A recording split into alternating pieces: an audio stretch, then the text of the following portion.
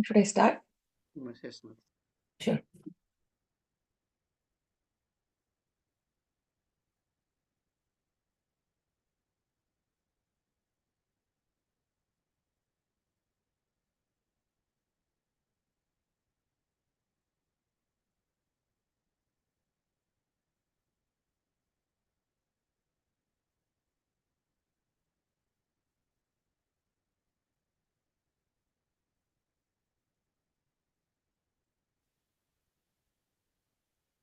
You can start with this.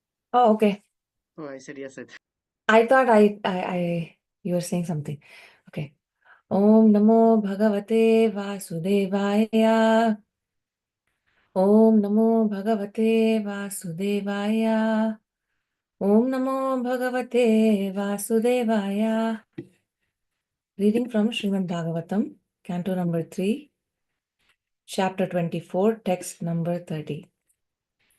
I'll share my screen.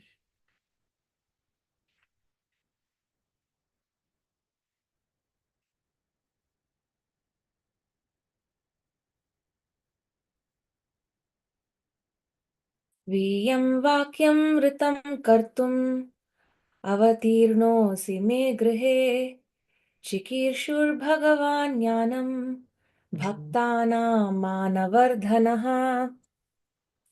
स्वीयं वाक्यमृतं कर्तुम् अवतीर्णोऽसि मे गृहे चिकीर्षुर्भगवान् ज्ञानम् भक्तानां मानवर्धनः. One more time. स्वीयं वाक्यमृतं कर्तुम् अवतीर्णोऽसि मे गृहे चिकीर्षुर्भगवान् ज्ञानं भक्तानां मानवर्धनः.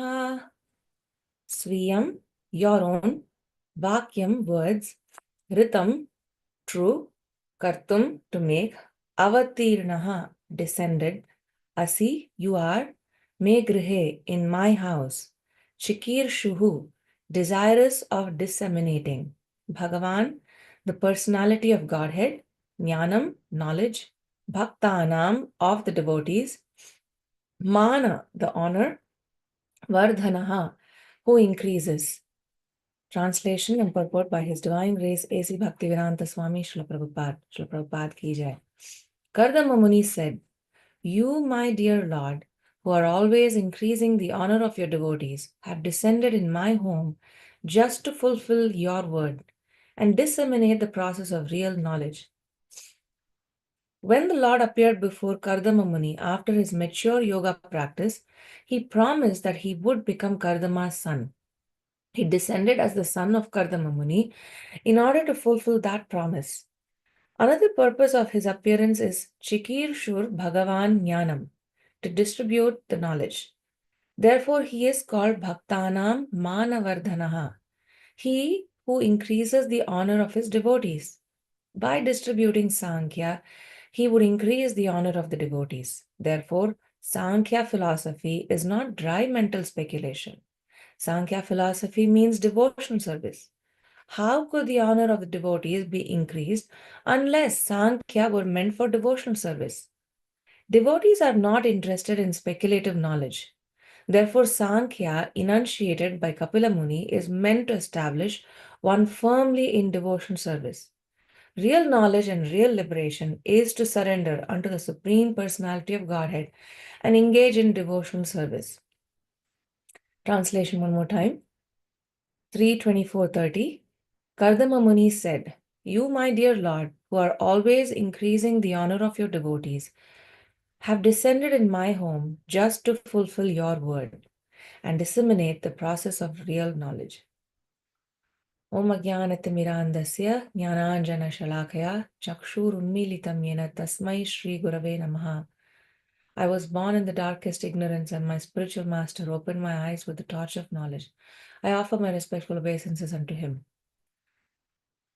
Om Ajnanatimirandasya Jnananjana Shalakaya Tasmai Shri Gurave Namaha. Namam Vishnu Padaya Krishna Prishthaya Bhutale Srimate Namam Vishnu Padaya Krishna Prishthaya Bhutale Srimate Bhakti Vedanta Swami Namine Namaste Saraswate Deve Gauravani Pracharine Nirvisesha Shunyavadi Paschatya Deshatarine Jai Shri Krishna Chaitanya Prabhu Nityananda Shri Advaita Gadadhara Shrivasadi Gaura Bhakta Vrinda. Hare Krishna, Krishna Krishna, Hare Hare, Hare Rama, Rama Rama, Hare Hare. Hare Krishna, welcome everyone. We have been reading Canto number 3, chapter 24 for the last many weeks, many days. And so today we are reading the 30th verse. The context is Kardama Muni and Devahuti. They had their 9 daughters. Then it was time for Kardama to leave. Devahuti begs for him to stay back. And they have their divine child, Kapiladev. And, there is also a converse. Meanwhile, a lot of things happen. Those 9 daughters are married off to the different sages who then become Prajapatis. Their role is to populate the universe. Then Brahma came, prayers were offered to Lord Brahma, who is the father of Kardama Muni. And Brahma did say at that point in time, he said, within the womb of Devahuti is the form of the Lord. So now the last couple of verses, Kardama Muni is speaking to or offering prayers to Lord, who's now Kapiladev, his own son, right? So the mood is he is his son, but he realizes this son, the child that he has, or the son that he has is none other than the Supreme Lord. So in the translation, there's 3 or 4 points that jump out, right? Like 1, the Lord honors his devotee. He loves to honor his devotee. And that would be my focus for today. Then there's a few other key words here, right? Like, 1, he says he descends. The second point. The third is that the Lord fulfills his word. And then the fourth point is that he disseminates knowledge, the process of knowledge. So, disseminating the process of knowledge, I was remembering just last week I spoke on Bhagavad Gita 13.8 to 12. Krishna says, what is the process of knowledge, right? Starting from amanitvam, adambitvam. So there is those sequence of verses. Ultimately, in that, Prabhupada writes in the purport that there is avyabhichari bhakti. So there may be all of those things, but there is one central thing, the pivot is avyabhichari bhakti, which is unalloyed devotion to the Lord. So that is one point. So from the translation, one of the points is that the Lord disseminates knowledge. And, there's other, yada yada hi dharmasya glanir bhavati bharata abhyutanam adharmasya tadatmanam srajamyaham. So, he comes, he descends again and again for those 3 reasons, right? So to establish dharma, to establish the process of real knowledge. And, we hear also that, how he descends, what he does. If we understand, then we basically have perfected our life. The third point is he fulfills his word. And again, there are many examples from the Shastra. How does he keep up his word? For example, he said, he gave his word to his aunt. When Shishupal was born, it is said that Shishupal, when he saw Krishna, he screamed and screamed and screamed. He never stopped crying. And so then the mother of Shishupal, she realizes that Krishna would kill Shishupal. So she goes and begs him, please don't kill my child. So Krishna agrees. He says, he will offend me. And the moment he offends me 100 times, that will be his end. So Krishna gave his word. And every time it is said that Shishupal would, spewing nonsense, and he would go till 99, then he will stop. But there was this one particular time after Rajasuya Yajna of Yudhishthir Maharaj, when he went on and on and on, and that time Shishupal was killed. So Krishna keeps his word. And even if he doesn't keep his word, that is also to his glory. And we know that pastime is this, when he picks up the wheel and he runs and attacks Bhishma Dev. But today, the point that I wanted to massage a little bit is this aspect of him honoring his devotee. And the inspiration was yesterday I saw how our devotees were distributing Chaitanya Charitamrita and how they've been doing that for the last few weeks. And we are looking forward to Gaura Purnima. So that would be my focus today. And there's one other point which I'll make later, and that would be about Sankhya Yoga, right? So actually, let me talk about Sankhya Yoga first. So, we hear, right? Sankhya Purvaka Namagananatibihi. So in Shat Goswami Ashtakam, we hear the word Sankhya there also. So Sankhya basically means like counting. So Sankhya Yoga is this aspect of him delineating 24 elements of the material world, like the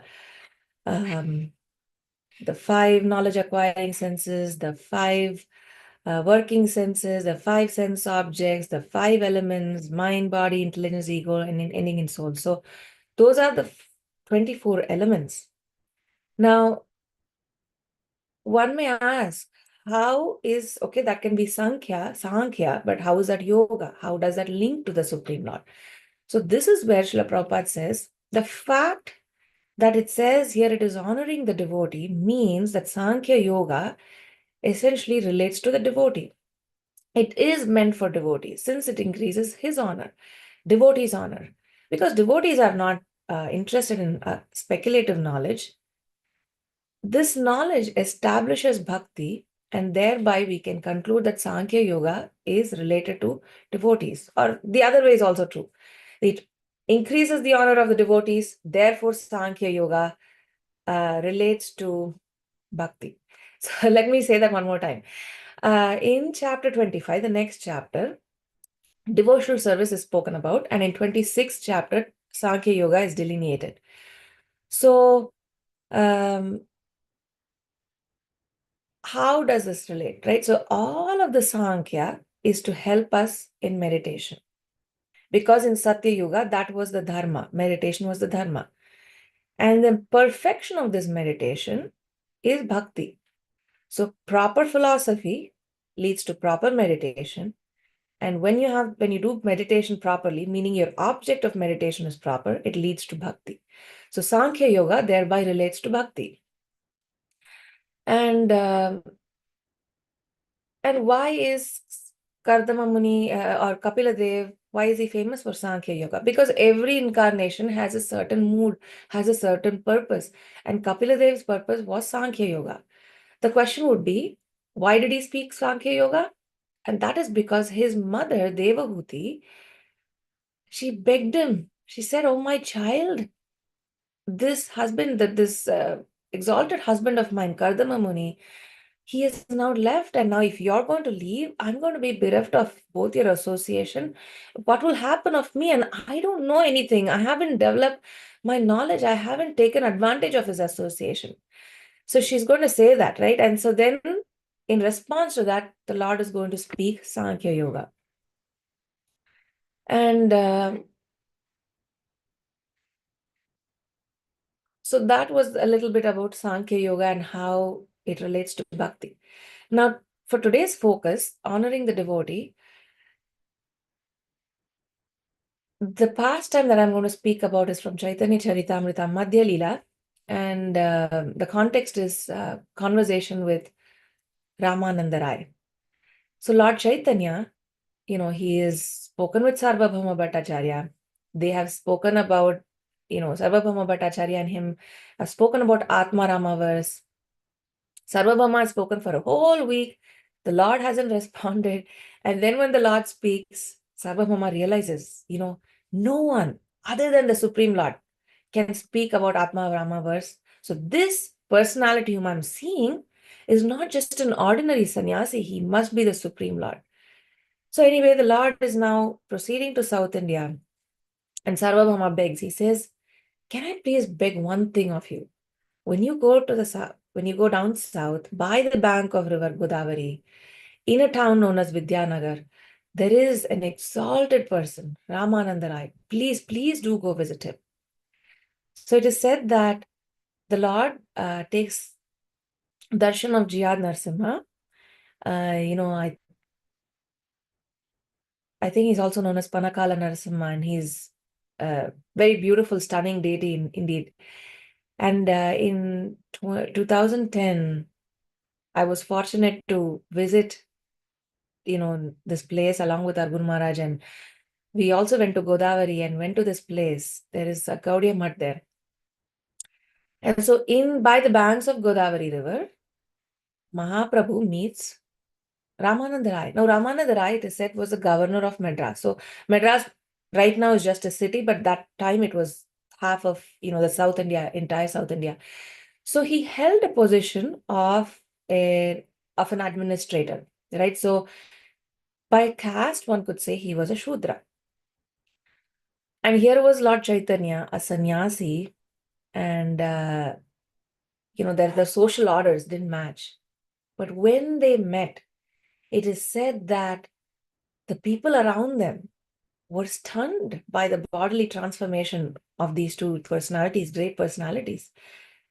And never before had they seen anything like that. They knew Ramananda Rai was a Maha Pandita, but what was happening? They could see that Lord Chaitanya was a sannyasi, but again, what was happening? And after this initial exchange, Ramananda Rai begs of him and he says, "Oh my Lord, please, can you please stay for 5 to 7 days? Give me your association because I am so lowly. I'm entangled in this, in my administrative duties. Can you please stay here? I can understand that you are none other than the Supreme Lord." So Lord Chaitanya is pleased. He stays at a Brahmin's house and then they meet. When they meet, immediately, this is chapter 8, uh, text 57, I think, in Madhya Leela. 57. Sri Chaitanya Mahaprabhu ordered Ramananda Rai, recite a verse from the revealed scriptures concerning the ultimate goal of life.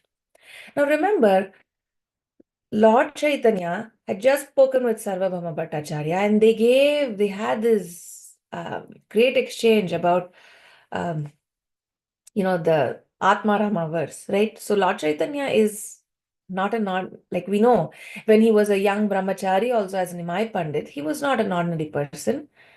Does he not know what is the perfection of life? Does he not know what is the ultimate goal of life? Does he not know any verses?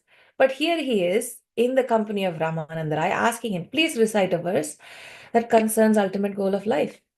So Ramananda Rai says, Varnashramacharvata Purushena Parah Puman Vishnuraradhyate Pantha Nanyatattosha Karanam. So he says, basically he's saying, following Varnashrama Dharma is pleasing to Vishnu, right? He is worshipped by proper execution of devotion, like prescribed duties according to your Varna and Ashrama, and there is no other way to satisfy the Lord. You must be situated in your Varna and Ashrama. Now, Lord Chaitanya is not satisfied. He says, no, that is external. Go on. So Lord Chaitanya wasn't satisfied. Then Ramananda Rai says, all right, if performing duties according to your Varna and Ashrama is still material, then doing those activities, but giving up the fruits of those activities and offering it to Krishna, that is perfection. So he quotes Yat Karoshi Yad Archnasi. Lord Chaitanya says, but you know what? Inherently, the activities by themselves are material. So that is also external. So keep going deeper. Then the third thing he says is karma tyag. Okay, not only you offer the fruits of your activities, you give up those activities. You give up your occupational duties. Sannyasa, sarvadharman parityajya. Lord Chaitanya says that is also external. You may give up your activities, you may give up your occupational duties, but what makes it spiritual? What makes it anything deeper than material activity? So Lord Chaitanya rejects that also in one sense. Then Ramananda Rai says, Jnana Mishra Bhakti, Sadhya Sar. So he says, Brahma Bhuta Prasannatma na shochati na kangshati samas sarveshu bhuteshu mad bhaktim labate param. Lord Chaitanya isn't satisfied with that. He says, it's still external. You're negating the material. It's not this, not this. Uh, but you're negating all those material things. But what is spiritual? What is positive about this practice, right? There is no access to positive thing, no access to spiritual things from this. So please go deeper. It's not this. Lord Chaitanya has rejected that. Now, then Ramananda Rai, he quotes Brahma's verse. This verse, very famous verse, Jnane prayasamudapasya namanta eva jivanti san mukharitam bhavadiya vartam sthane sthita shrutigatam tanuvan manobhir ye prayaso jita ajita jitopyasi taistrilokyam. That ajita, the one who cannot be conquered, can be conquered. You can jito him. How do you do that? By udapasya, by throwing away jnane, like this mental speculation, and unnecessary endeavor. This mental speculation and this unnecessary endeavor, you throw that away. So not only you're negating the material, but what do?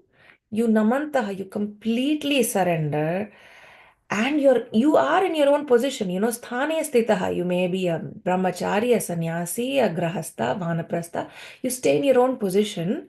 Shrutigatam tanuvan manobhir. By using your body, mind, and words, you hear and you glorify the Supreme Lord. Bhavadiya Vartam. So by using your words, you glorify, you discuss the glories of the Supreme Lord. It is only by those processes that you can conquer the Lord who's unconquerable. Now Ramananda Rai was speaking, right? So now Lord Chaitanya is excited. Finally he says, I agree. So this is why the sadhana bhakti. It is a process of devotional service. Your first time you're connecting to the Supreme Lord.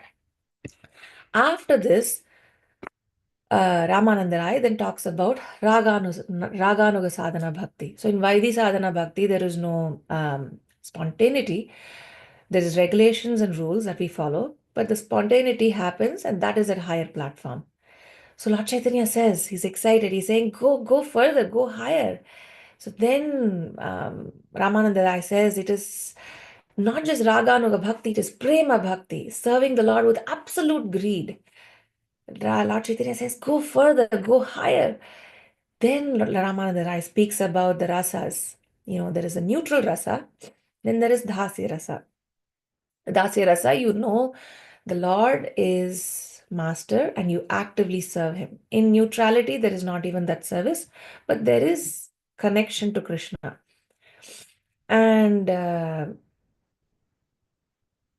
when Ramananda says go further, then he talks about Sakya. It is in Sakya, this mood of superiority is diminished, right? We hear how when Krishna plays with his friends, they jump on his back, they say, Krishna, you're no good.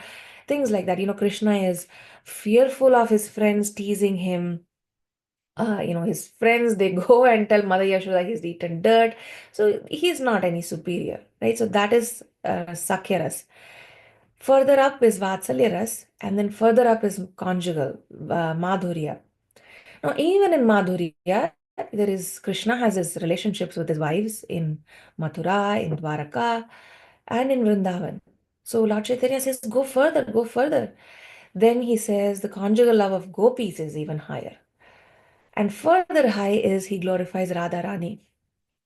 So that was their pinnacle of their discussion. Now, why did I narrate this pastime? It is because Lord Chaitanya, he is Krishna in the mood of Radharani. Isn't there anything that he doesn't know? I mean, is there anything that he does not know? He knows everything, but he wanted to glorify his devotees. So he engages in this conversation where he is glorifying Ramananda Rai. Here is Ramananda Rai, a governor of Madras, a so-called Shudra, but look at him. This is his mood, right?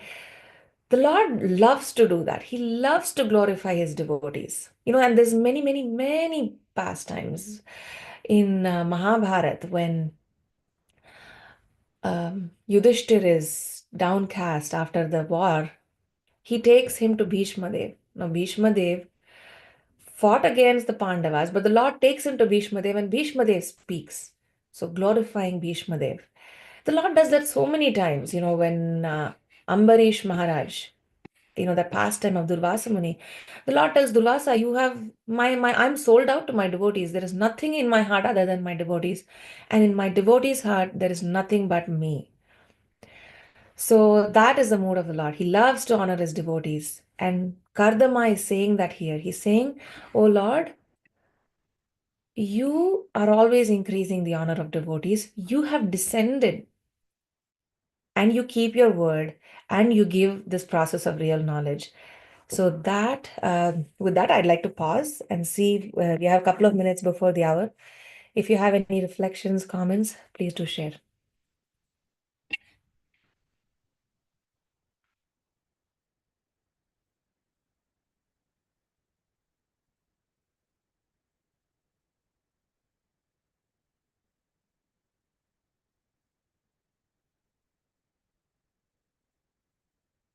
Hare Krishna Mataji. Yes, Prabhu. Yeah, Hare no, Krishna. thank you so much for sharing that Chaitanya Mahaprabhu and Ramananda Rai last time. So I was thinking how you are connecting this. Yeah, like I know Chaitanya Mahaprabhu Parents Day is coming, so it's good to hear the pastimes of Bhagavatam in relation to Lord Chaitanya. So, Yeah, that was my inspiration. I saw the books outside on the table yesterday and someone, yeah, it's wonderful how he does it in every Leela. In Ramayana, he can go and get Sita himself, but he honored Hanuman. And so we see that that's his mood across. Yeah. Okay, thank you all. Vancha kalpatarubhyascha kripa sindhubhyeva cha patitanam pavanebhyo vaishnavebhyo namo namaha. अनंत कोटि वैष्णव वृंद की जय, ग्रंथराज श्रीमद् भागवतम की जय, श्रील प्रभुपाद की जय. हरे Krishna. thank you.